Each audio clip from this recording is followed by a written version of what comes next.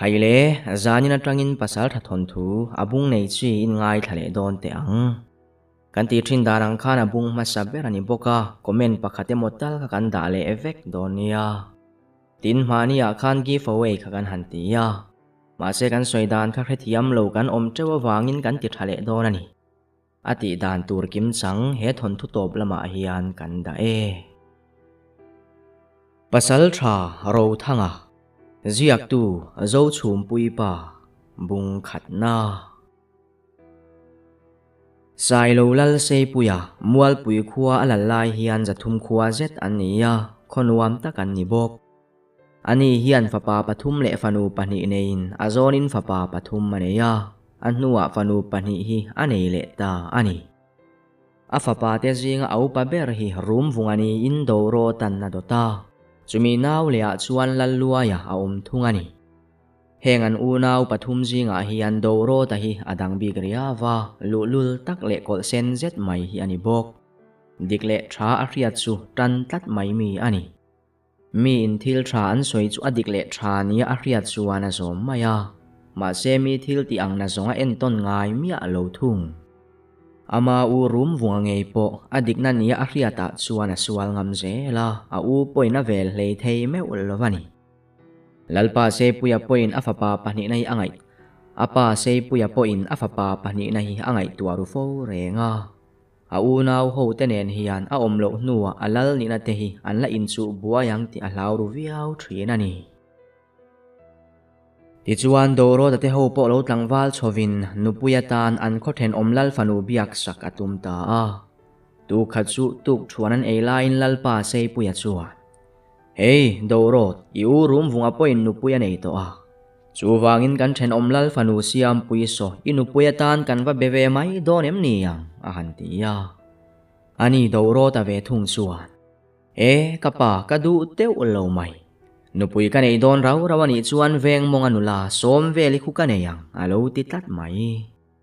lalpa se puya po chuan makati hle a mei thai fanu som ve likhu mo ka fapain nam chom mi neyang mo aron ti takhur khur mai kapa nam chom hi ti fo maya tu ma nam choman om lo ve kanin ang vek nupui ka nei ve hi hun iti to ni chuan zanina palai tir ngalo som ve likhu kanupuya tan kadu ani a felin na taima a tin chu lova kapa nupui ka nei chuan khothar sa ta khodin kadu don ania aron ti chun som le tamai sailo lalpa sei puya chu amengwal kok mai ani athin rim hle bok atopa chuan na pa chuan dorot nang hian ka thui izom ngai lo reng ilulul em boksi ole inupuya tan chuan khulai veng monga mei thai fanu som veli chuka benge yang ma sela nupui nei nuwa khothang lama ka khuwa tanga hlataka khothar risa don bokani khochunga re theile chumchia trom kai lo chung ko som thum vel ka than chua sakang che a khothari sat nge yang ati khura chuti line doro ta ve thung chuan dam dap mai kapa kalom hle mai alo ti du lek a choi lai chu kham nalin a chuak ta dai mai le ngal ti chuan hun rei lo te a chuan lal fapa doro ta le som veli chu anin nei ta a lalpa se puya chuan vok le sial talin khotlang a hrai nge bok hemini ruai the zo ni a hian doro ta chuan khothar sa ta khuadin tur thu lalpa se puya chuan a puang ta a fapa doro ta bulakal ve tura a khomi chung ko somthum vel po puang ngalin upa ho le putar then khat chuan khai kan lalpa chuan a fapa zui tura thante chu khotlanga trom kai lo deu thanga wahan ang ve mole anti hial reng ani chuta lalpa se puya chuan khothar kai tur ho khan arang lamin in buat saina in kalpui donia bute fai ula in mamo ken tur nen in ring ro atia doro ta ne na chuan dorot at hei angarangin khuwa hi chua san turani inupuya unaw tele anu te po hruwa yang che ka thui oilova chu wangin min ron pur tum mi asu ka silai le darbu dar khuang te hi unaw te ho ta na ka da ani chu wangin hei hi chu be sei lo mai ro ati chara ani doro ta po chuan kapa iti ang chu lom takin kapome alo ti ve mai bok Ti chuan le in buat saina te kalpui zung in doro tale a ho te chu khotlang lampanin nan chuak ta a thian tha te pahni aru na le khu ma ten nan zui ve bok ru na hi apa in silai a kentir nge ani tin heng chuak ho zinga tel ve pu bual linga hian silai anei ve boka a fa parol thar ro thang le anau sang lian ate an nu te ne an tel ve ani pu bual linga hi ramwak mi ni in khothar han chuan kai chuan ramwa na tha ombe se kal kha ani ya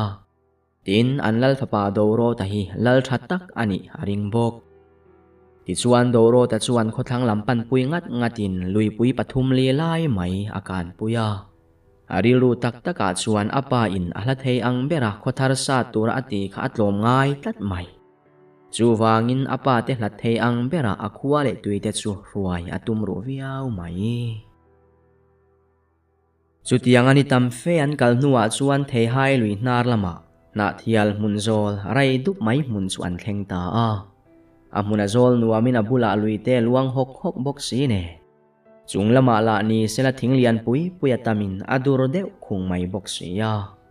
lal doro ta chuan ole helaya hian khothar kan dina helai na thial mun hi azol nuama abul vela la ni sela luile rampui ngopui tlo chan tura thabok ne kan khothar minga chuan thial zol khuwa ania na thial mun zol dup mai ming choi khian o a tha in ti em a han ti ya a khuwa le tuite po chuan khailal pa nang berina try ti te chuan a tha kan ti ti in an hlim dar viau mai ti chuan chulai mun chuan sam fai ta lal in le zol bu kan sa chuta midang in turte an han rel le heti hun lai hi pol kut thani ya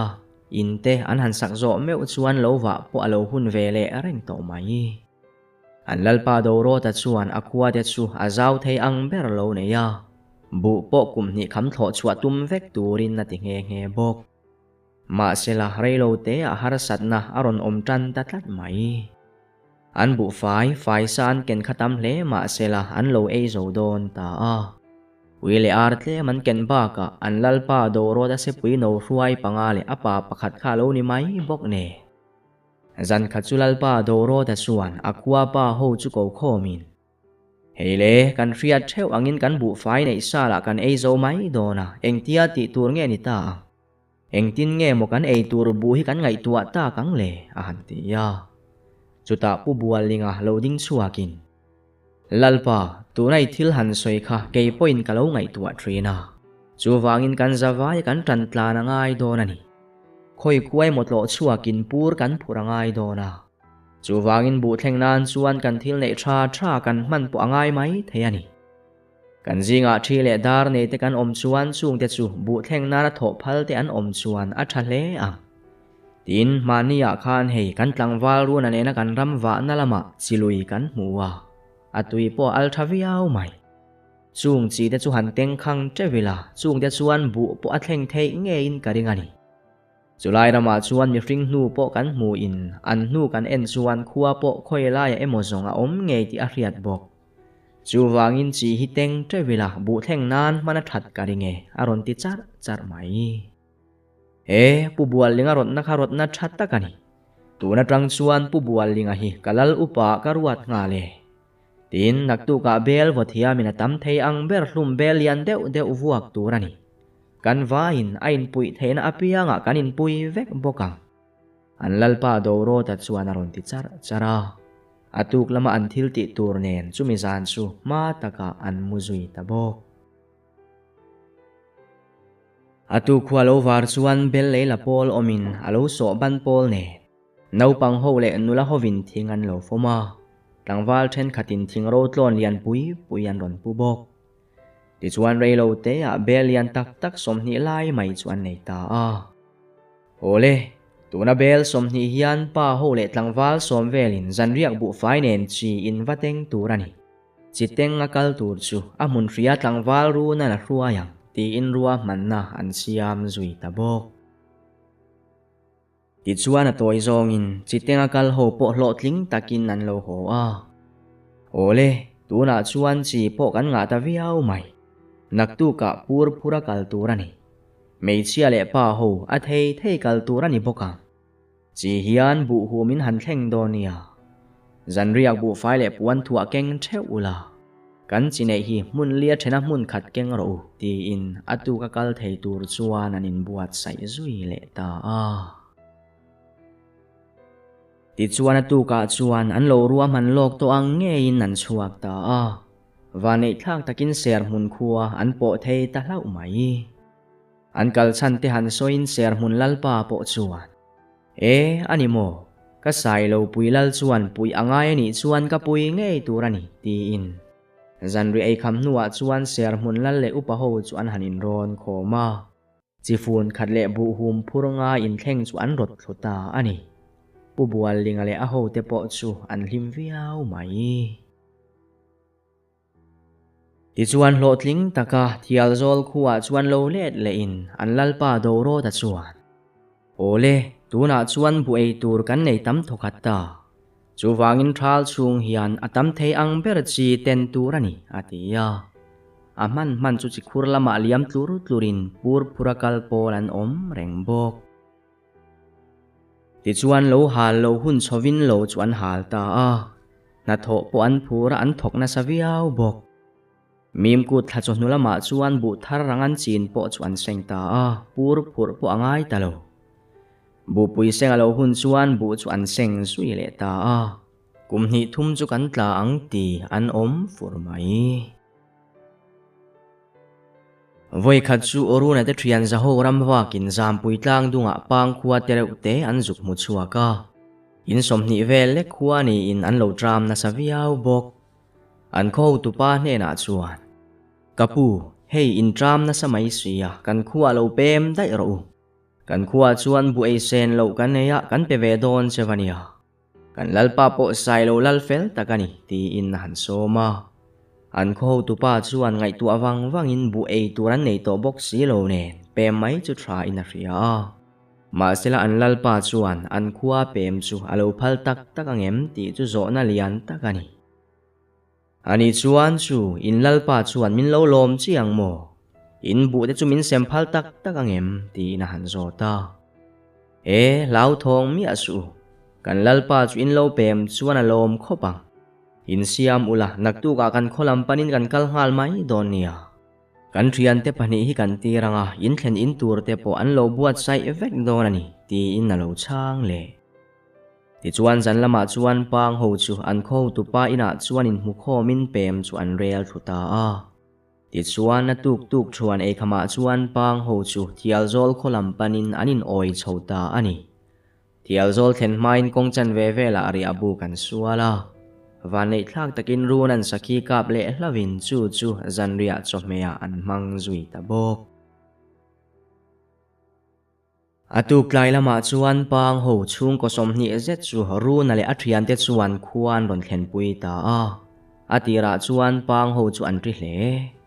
ma selal nu le lalpa chuan lo chon watin reilo te a pang ho po chuan hlim ta khop mai atu ka chuan pang ho lo pem thar te tan chuan in nan sa ni sari chungin chung pang ho omna in tur chu an sa zo man vekani tin pang ho zinga an ho tu pa ber chu lalpa doro ta chuan lal upa arwat ta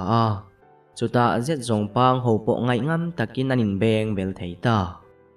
tin hetianga pang ho tu pa lal upa ta na han ruat hi ati fu hle alo fingin lalpa doro ta mangai takalo ni bok ne pang khomun dang azin kualin mizo khuwa khodang dang te po atlo kuala an lalpa doro ta sailo lal fel zia le akhuai na bule balan nga thei zia de soidarin lalpa doro ta khuwa pem ve turin na som zel bok chutiang chuan doro ta khuwa le tui te po lo pung ve zelin tuna chuan thial zol khuwa po kholian tak an lo ni ve ta an lalpa ming po athang hle ani ti chuan hun kal le hretin lalpa doro ta po kholian ve takalo ni ta ka chuan abuai ve thin hle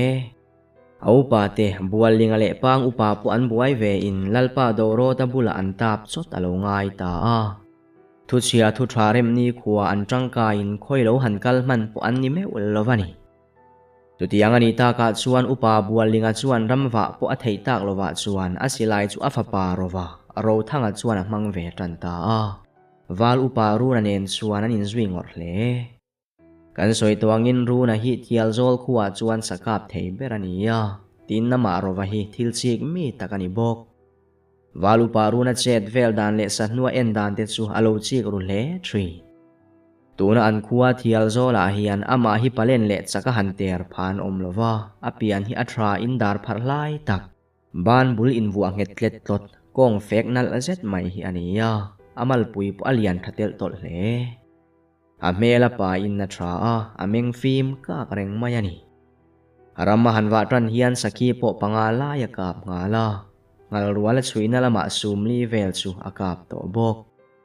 tin nani rova ro thanga hi ate te atangina pa bualinga hian ram lama lo huai hrat to a hetianga ral kai ruala lo ni china hi chuan ram chin chang po arheviau to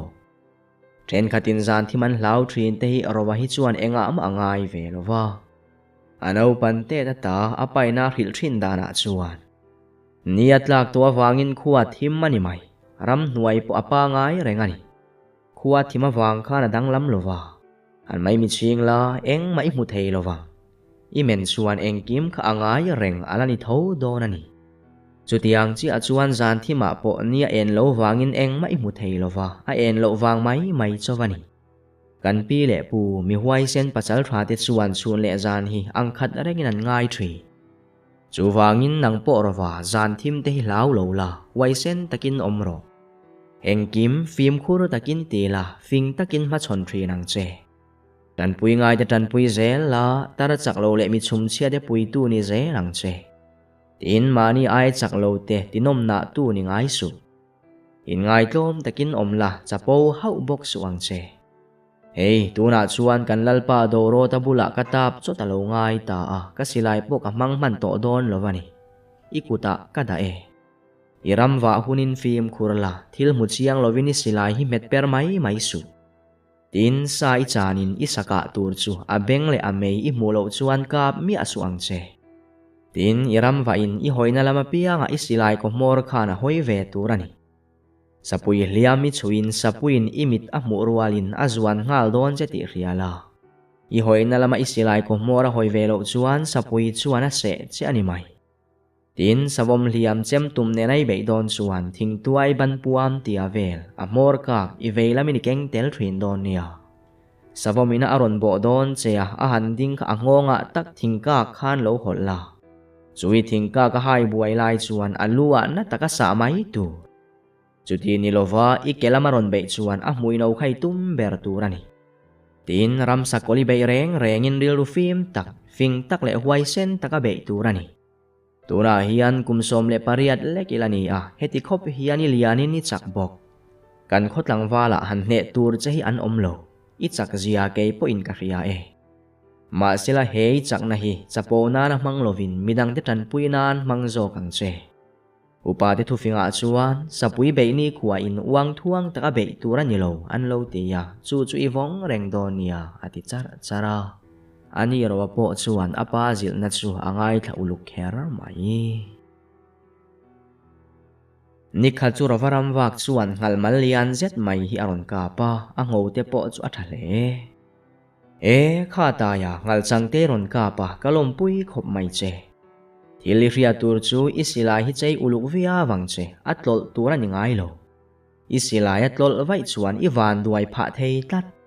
chu wangin film khur hle la isilai kha atlol tura ni ngai lo wani hey tunai ngal chang ka po hi ka phliama i chui nuwa aron phin thut che a ti chuan mun le hmuna achala chuk tuain i ka pani hi isilai kha tlol palta sela i che chle donani upa bualinga chuan ati chara rova chuan kapa engtin nge mun le hmuna he ngal chang hi ka kap ti hriat thei ti na han zot le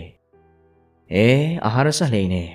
ingal chang ka chaldara khan silai khuna ud ruama mun le hmunai kap ti ahriat areng mai thil hi chik via wang che sanu te hi en la satin kom nein nimara thluk chu pon lama a onin na tlu ma se sapui te keite tena an himra thluk ve hi chu chung lama atu thrin thungani thil ho te mo iti hi a ho lo fo ti ria ang che ti in afapa chu azil kau mai Ni khat chu wal uparu na le khu maram wak chu rawa bok chuan a zui le ta a. Kan soi tuangin ru na hi an khuwa chuan sakap thei ber ni in sa zei po a hle. Chutian han kala ngopui chungan han lu chuan ru na chu akal masa a. Aram rai dewa chuan perkai nanin zui tham mai. Chuta thingluang lo tlunok deuh rup hi omin helan tumlai tak chuan voi le khata savom lian zet mai hi aron chuak ta a. Runa chuan kap thuain chu savom chu pika tlan lut ta dai mai. Han lu chil chi ni heksu. Chu savom la chu athin rim hle ni turani a khek ruai maya. Engtia han ti tur nge ni ang tin ru na le khu ma chu anin ron vel me kani. Chu tarova chuan aril ru te in apa thu soi kha ar herenga. En chin na du tatlat mai. Ti chuan a silai chu tung te in thing tuai ban puam tia vel satin a mor kak chu han fik mok moka. Savom tom na lam chu apan ta cheu mai. Chu an muin ru na te chuan. Rova engei ti don valut chu an ti lai chuan rova chu pik chu nga lut fel der to. Savom po chu thing bula lo ui thut de uvungin a hliam te chu alo liak lupa. Chu tiang alam pan a rova lo kal han mu chu athin na rim hle ni turani. Bo tumin na ding uai mai. Chu ti lai tak chuan a thingkak ken khan ngong alo nor saka. Chu savomina thingkak phia thak tuma a hai lai chuan alu a sa sak tangek mayani. Akut thak ana boka alu chu hek huam thei. Atal fuata athi chu anita der mai. Chu ta rova chuan. Khai urun ukhum savom chu ka sat hlumta ti inaron nuk chuaka. Chu ta an han bel chiang chu lian takani. Khumana han po son ve han tum ngot chu. Heu ava han rit ve kapot che zo mi alo mai ka ti in makti setin rova chu a en vong mai. Rovana savom lua sa na lai la chu a hek huam mai siya. He nau rova hi pasal thahuai sen takala ni ngei do ne anti phata ani.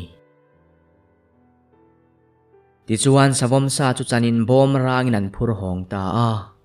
Chu tianga savom lian tak mai rovan chem tuma asa hlum thu chuan khuwa po akharang viau bok. An lalpa do ro ta po in. Pubualing ifapa hi alianin a chaksia a huai sen bok ne. Ka khoveng him tu tur le ka kul puyala ni nge yang atiya anui huwa reng mai. Ani bualing a poina fapa hi mi engemot tak zong ani hi aring ve tlat reng ani. Ti chuan hun kal le hetin rawa poin sa ti tham fe akap to a. Sa zeizia po aman chakin na hele to. Chu tianga tlangwal lian thel thol sakap thele huai sen bok si chu nula ho poinan pak thin hle a. Ma seram wa chau hi a chil tai moti mai turin mei chelam hi angai sak lo hle. Zan ni thumria karam wa bo dai hi a chin thanda na ni. Tu ma koplovin ama in rampil ril tak taka sa pelin nariaka a lo cham khat hle bok. Dampango pui po a rut ne hle a ram chin chang po tu na zong heto takani. Voi khataram wa kina athil mu chu makati thu a soifo mai. Tingzar on deuh de duwa hian Safia hi omin azuang le thau thina rova chuan maktin chu Safia chu athlir reng. Enga tinge ki Safia ki tianga thingzar azuan kwal thar ni ati ril ruk lai tak chuan. Chunglama chuan muwan lai hi ron thlok kwalin na ram tuara. Chuta aron ram hiam zela maktak main safebula chuan aron tuma.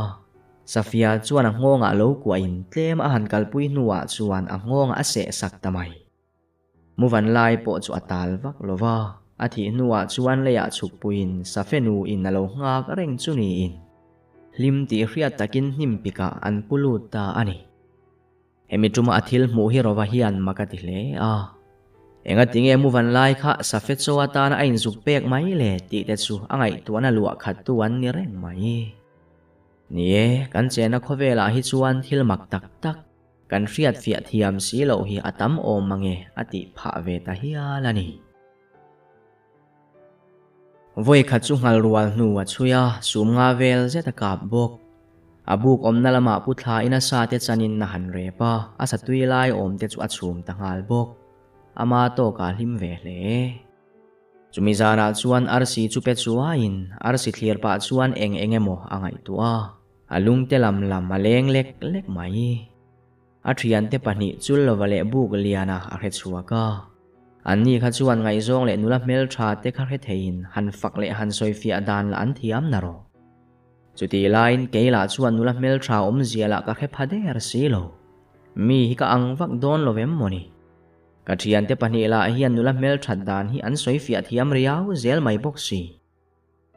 eng po ni sela ram lama thang chua hi ka tum berani chu thil chu ka ti thei hlawani chuan nupui tur zong kalangai tu aveang chu reng thuwa tlangwal dang aya ka len le sana wang hian nula ho poin min ngai sak lovani hi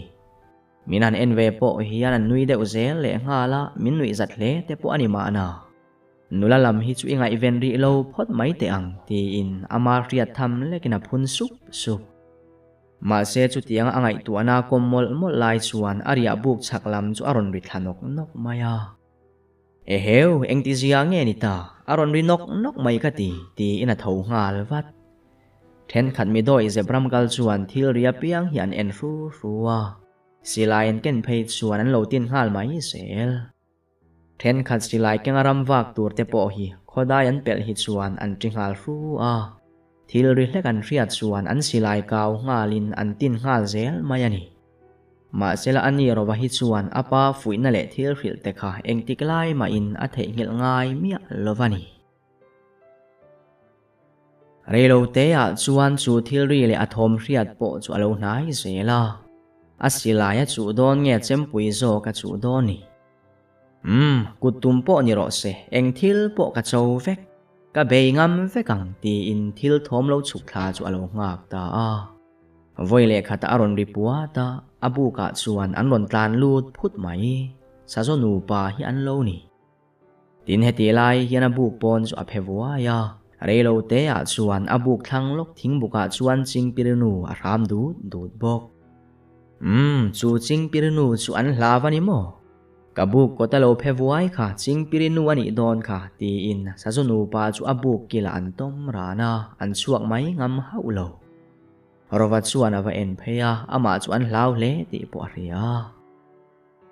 min hlau mi asu eng tin ma ka ti don lo cheu khoi nge kan mu ngal da nge ti in namut santa puan chuan in khuwa reilo te chuan puan kara tangin chung sazo nu pa chu ava bi le an thla lo muang to ani ang anu ngong chunga chuan apa chuan ngong lo da in an lo mu hi la chuta chuan rowa chuan apa thu soi chu a hre chuak le taya ngai tharo khuwa sakhi lo tlan lu hian lo ti hlum tuma lo ti nat emo lo tha tum lo turani achan chu sakhi khuwa lo lu tani nga chuan amang ang top ti na ani ya ama pui thei tura angai mi hring te min ron pan ti na ani sakhi lo tlan lu na lam kha chem tum nen va en la ching hnerwal iwa mumaya chung ho la ka chuan kha sakhi khan min chan ro aron ti na ani hetianga khuwa sakhi lo lu hi chuan tha mia lo tur ma se then khat chuan chung ching ho rual la ka lo hum jok turani lai nan lo huala an audur tura an lo volum mai thri ma se chung ho zinga chuan tel ve ngai mi asu voi khat po kan khuwa sajuk aron tlan lu ta mi then khat chuan silai chu alo ka tumin ka khap man ra mani ma se ka khan tum lui tlat maya ka thin rim chuan ka silai ka chu ve ta he sajuk kap su ka kap veang seu ka tia chu sajuk chu kan in hnuaya tom tlat mai si tura hian he sajuk hian chan nanga ya ama chan thei tu mi hring min ron panani ti hi hreta cheu ti khan in silai nen khan sajuk lo tlan lu na dai vel sova en teu ka tia tlangwal pani su sajuk lo tlan lu na lama chuan silai ne na vakalin kel parim namrum ruman varia an han hoi vel chuan an pia loka sapui lian em lo bok chu an va muta ani chu sapui chu an silaya ka chu soilo bak lengin chung tlangwal pani te po chu an ron tlan hoa an hlau lu tuk chu an thorang khop mai chu ta ke chuan ain thil mu khan he sajuk hi aron uma chan thei tu angai ke ni mi hring te min ron panani hi kenin lo ka plum tai la sajuk tan chuan sake ain kan hlau om jok dai ti na aniang ti in chumi tuma chuan midang ho chu ka khap thei ra mani hemin huwa hian kan khuwa sakhi voin hi alo lut le tu man kan tinalo Kasoi tuang khan alo lu na laman va en chuan ching herwal bok an mule ta ani tia apai na khil te chu angai tu arau mai arilu te in sa te hi kan duwa kan kap thelom tia wanga sajuk pani pathum ka ching te hi kangai na lo top mai sajuk pakhat po hi mi paruk pasari tan pu atok le sia atiril neu ti chuan thom dang le thil dang tong to lovin chumi zan chu tui takin namu hil ta atuk zinga han har meu chuan ni alo chuak to buk kilama va en chuan sajonu pa pu an lo om to mi alo asarep te chu han enin alo rep thata ka chuan phur tham e mani box si lo ne sadang ka tur ka zong le mai don em ni yang ti in bom rang ta asarep chu bom ranga da in tuk thuan ma taka ein ramwak turin na chuak le ta ani ti chuan lui kordung te hrutin achang le waw kama te perkain sanu te chu enze la sajuk nu te po mu in ahan en chian ro chuan nu te chu an lo hlui hle sakhin nu te po munual ma sela chumini ya chuan ka turero a mu hau lo thungani asilai mu chu phorina aya athir chhut bun tereu te chu han thuna voina tan chuan varhitemo ram aremo zanria mi atan ka phote angti in malam panina kal le amalama thingtang lo tlanok nuai chu han the kiangin athom hriaina pia lok buk vela chuan varhit alo chek luka chu varhit chu zanria me a that don chu ti ina chang ta mi amai asilai chu ka vina bula thingtang ro chu han el tliak ri baka chuta han el tliak ri le in varhit pachal chuan truk hluk pa in chu thom chu ron fia atum nge ni abul nai alokal chu ol samte in alo ka pa ipte puya akin ria buk lampanina kal le ta ani mase chu tianga buk lampana akal ze lai chuan himkara ke phalo lang chu mu in ading chot mai mithi em moni le heng lai ate tunge mokal ve ta ang ni kan en chin ngat te ang ti in nim chu han kewa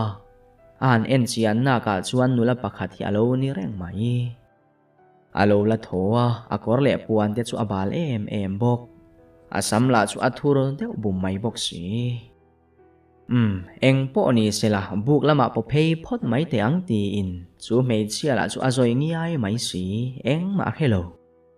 athok dara chuan ala thilo ti chu ria abuk chunga chuan ngatin ada angin chu nula po chu a om ve mai bok a mai la chu adum niau mai bok nen rowa chuan khoi lam mi nge mo ani le khoi nge tui kan intir te ang ti na han kuai thua mau thei chuan tulin tlem chu han lema chuta amut thale apanga han de chuan lo sana samaya akhosika sang viau hi alo ni chuta apa bokina alo hril to rammi wa i khuwa sik chuan thing na no deuh kha se lor la na kha deuh hleke mu chuan nuai somin atui chu ika sor la in teuro chu khosik dam doi thaberani mai ati kha re chuakin abuk bul nai hnim na no deuh chu an se kwal zunga atopa chuan api alam dewa hnim na no hlap mai lo om chu panin an se chu alo khana samai chu hnim na chu la trevin buk lama a phei le ta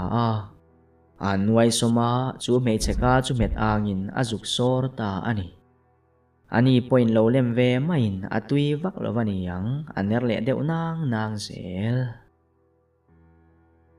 avarhit ka chu amul pot fai zung in chang el na chuan a chana mau thei lian deuh hlekina chhum zui ta bok chuta nula dam lo bok chu han en le a chala han de chuan apang chu alo la saviau mai adiar chu lui luang la ya chuan ti hu in chu nula chal chu han de pa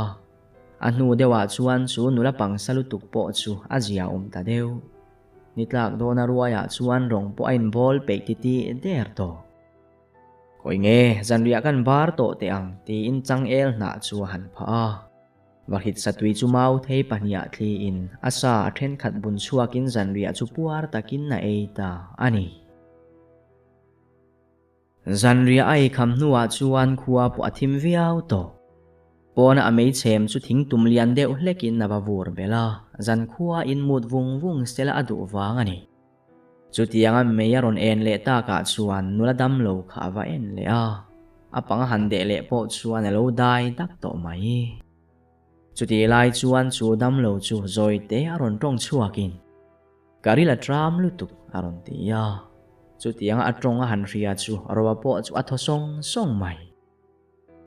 choi ei du mo karon peyang che ti in chu nu churon tho atuma ma sela lo chaw viau ni turani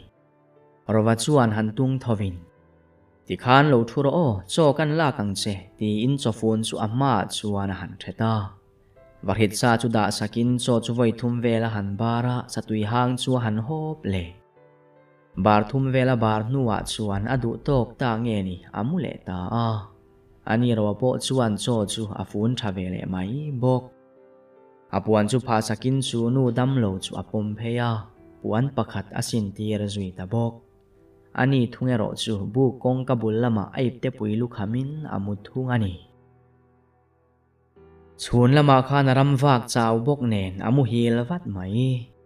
ma se zan lai vela chuan tongri ria in a han hat chuan dam lo nu kha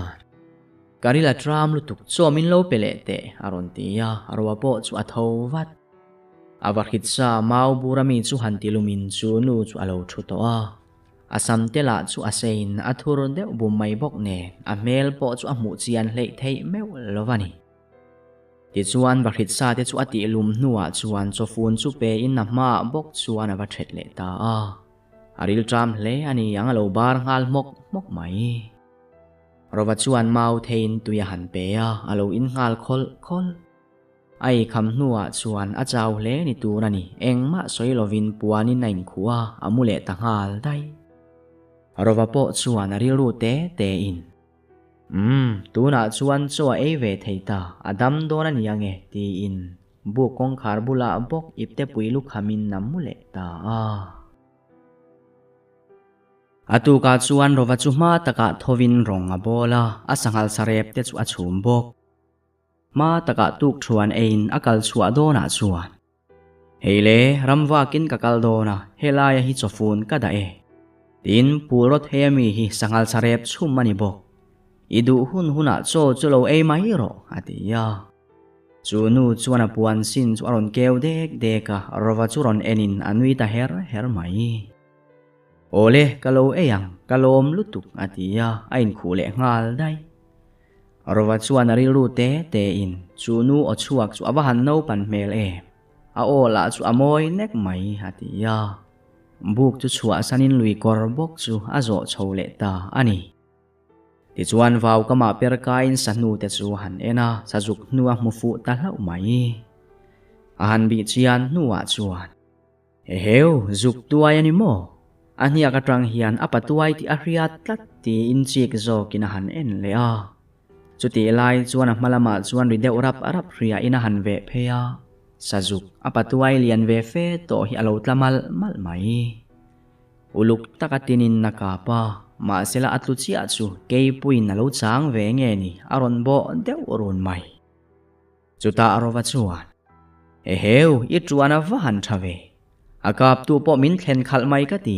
in asilai mu chu athun le te phot asajuka thluk chu apan phei ve le ta chek mai awa nai ta ka chuan chu sapui asajuka lo bo tu chu ache riau hian ria ma sela atak sai ro chu lian takani he sapui chu arila tram hle ani don hi atar mel to bok ti in na pan nai zela chu sapui nen chuan nai taka anin mel dun takar mai duni sela zong achal dara aver sia theya ma sero wa chuan ram nuai pasal tra irila tram mel hle mai ma se eng po ni sela lo om son deute akap tu ni mana abop pakati chukan chang ve ange idu le adang zong hi chu inei don nia ti in rei fe chu an hanin en dun le ngia la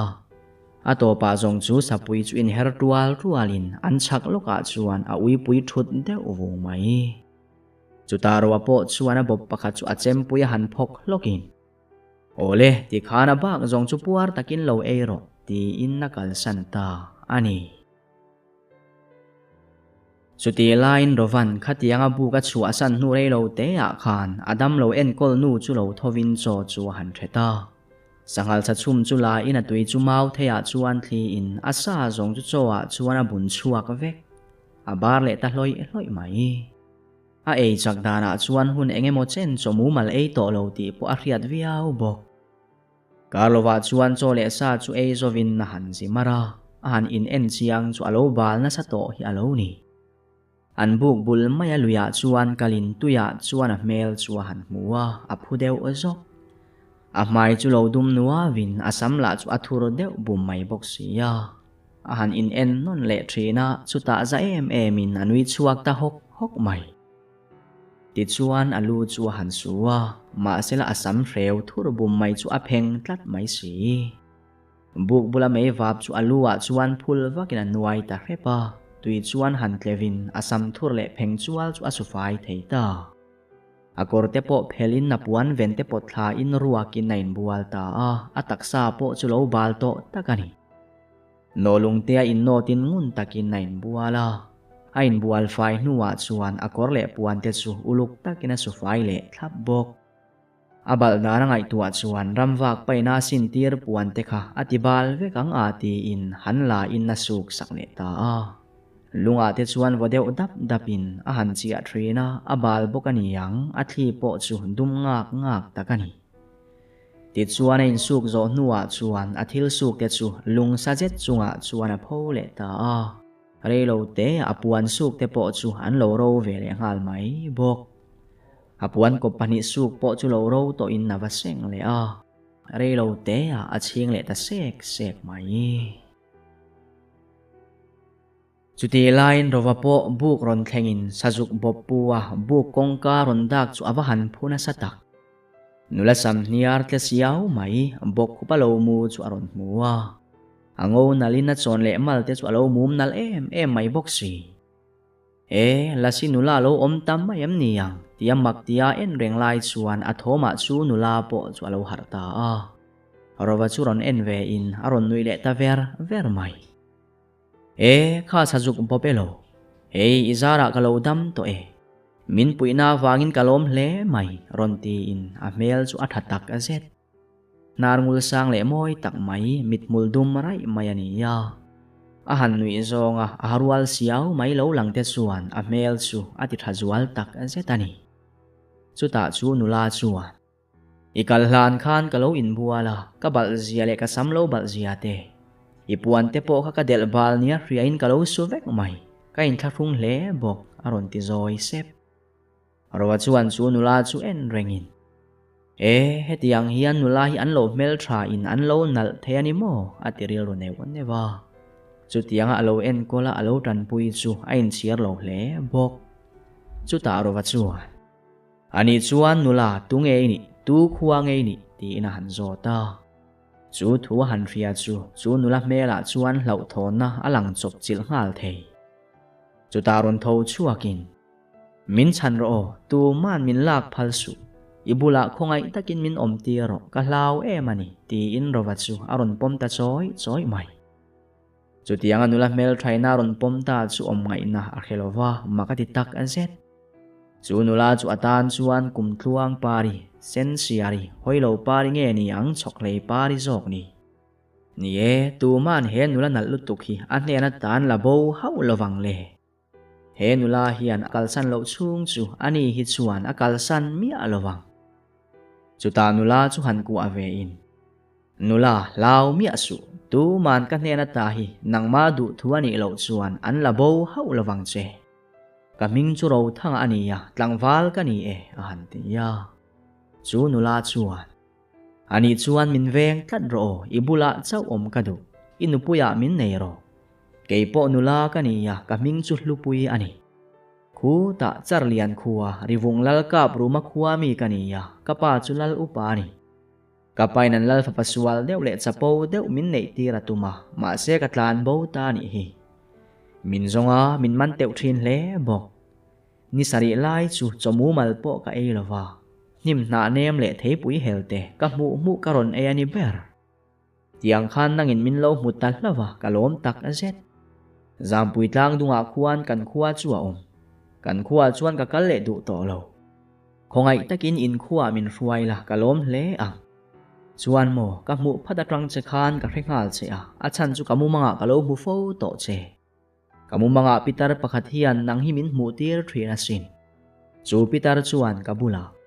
He tlangwal hi ipasal turani. Pasal thahuai sen tagalani don.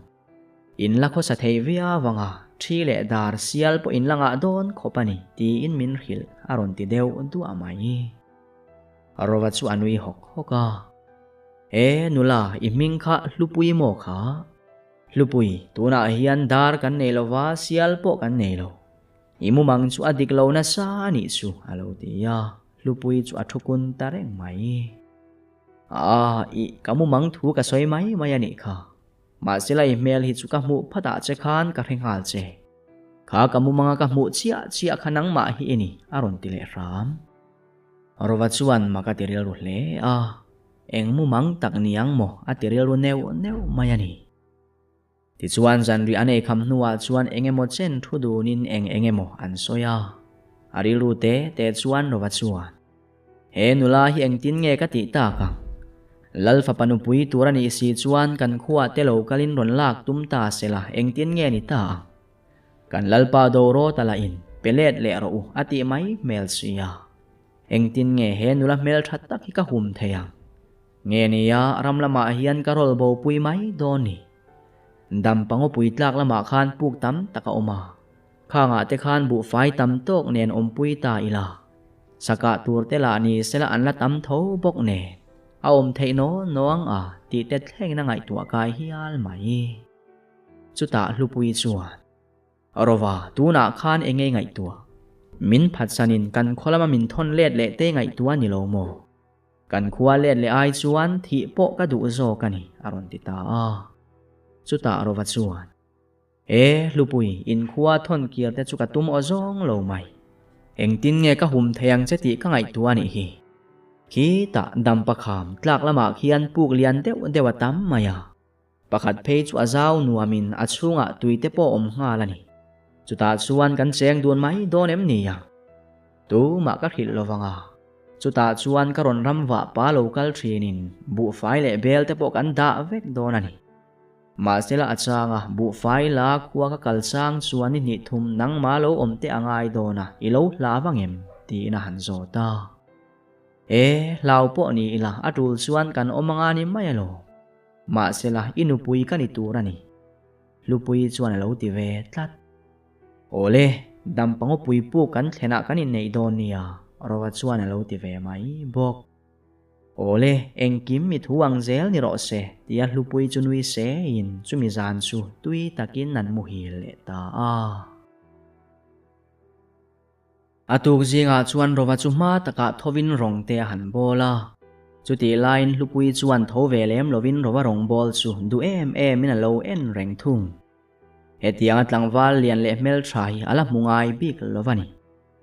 Le lama a om veang reng viava achan po amumang lama apasal tur tia hil lok alo ni tlat to.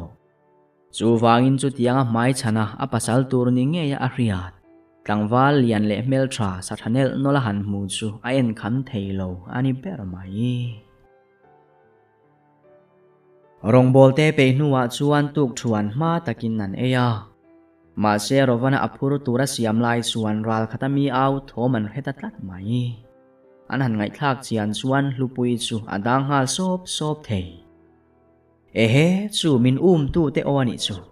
Ho itlana.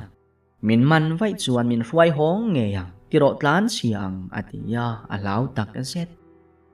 Rova chuan han ngai tua an tam viau chuan lupui chu aveng him zo lo mai thei bok. Kalpui vat chu tha in nani poina ria. Ani chuan calcium phot mayang tin kholam panin nan kalta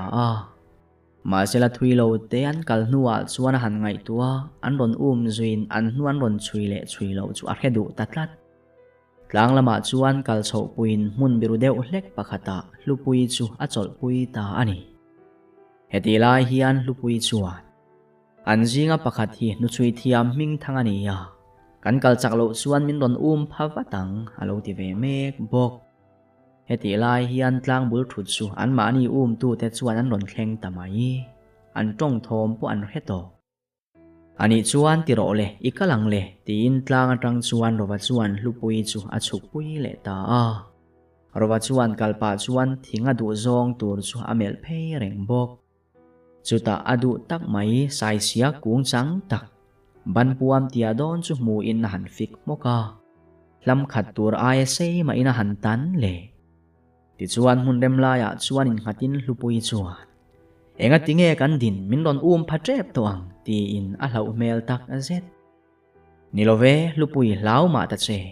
min phak lo nan ka ti ani hi ti in a thing tuai sa sai siak chu han ton beta ngal hem thanga kam ta ani a thang ruyan ron pal chuan kha sai sia kung sei zet zot lam zeta sei khan adai per tu ngala a hem hek mai don ti na ni chu tianga kam zo nuwa chuan nui sakin adai per tu chu achak lo ngotang ti in kal chu an siam le ta a thui lo te an kal nuwa chuan na tua tre thot thom ria in rowa chu akhi suk mai chu ta hlupui hne na chuan ti khan chak takin malam pan zel khan kal par la karon zui le ang che min tu te hi eng ang mi nge an ni ka hedu ani kal ro reilo te ya karon phale watang che ti in na phur chu angata thom dim takin an kal na nulama chuan a phei le mi pali vel hian papakhat ngal chu lo zut sakin chu pa chu alo muwa na ti mel khop mai ti kha chuan min ron chak vak thei to lowang kha pa kha an hu chui thiam bera chu ani angem o ti in hlupui bok chu le ta a reilo te a phak ve le mai bok arova iwa mu engzat nge an ni ti na lo zot wat panga an ni ya chuan ka thang kamina hem pa chu patoi lam sathadeu hi ani a han ti chuan hlupui chuan hual chev ani chu nu chui thiam ming thangania sin tiro ikalle avat te ang ti in reilo te a hlupui chu a chaw tatlat mai rowa chuan reilo te chol pui le in an chol chung chuan rowa chuan ma wasata toy te khap khat le sai piravela zumin le lai khuara aphun deuh forbok azum thalom boka rowa chu anui var mai achunga chuan moltero khamin na in na khole a le chu avur le den bok tirole lupui kalle to angle solaya son luya oma tuite kan Indonesia tin kal chu an siam le arwa chuan mau siamin ni chuan athal khata abom ranga chuan phurtelin nan kal le ta ani ti chuan khothim po alo nai ta arwa chuan changel book sign book kota chuan mei puya chep hlua mai hetianga ronga bol velai yana book sakna chaklam kham chuwa han hoi chowa book ni tak hi alo hlau oinge kan en chin te ang tia han chhovin alo nuam zek mai le ngal ahan ngai tua hlupui tu te khan an ron zui zel ani chuan tuna changel book zar nai chu ahim lowang ti aringa ti chuan chukle vatin hlupui chu puka chuan na ria pui ta ani anan thlen chho nuwa chuan puk chu phiat fain puan te chu an pha ti khan hlupui lo bok ha dam ro ka rong bol te ka zuk ngai ven photange ti in ama chang elbu ka sakna khan a chuk san le a cho chum te po lo min to in cho chu chang el na abuna chuta kuna meya han tu al le chia ading le chia tia chuan voi le khata silai hi aron puak thor mai anaka aron kap tu chuan silai mu lo thun le mek ti aba mu thei bok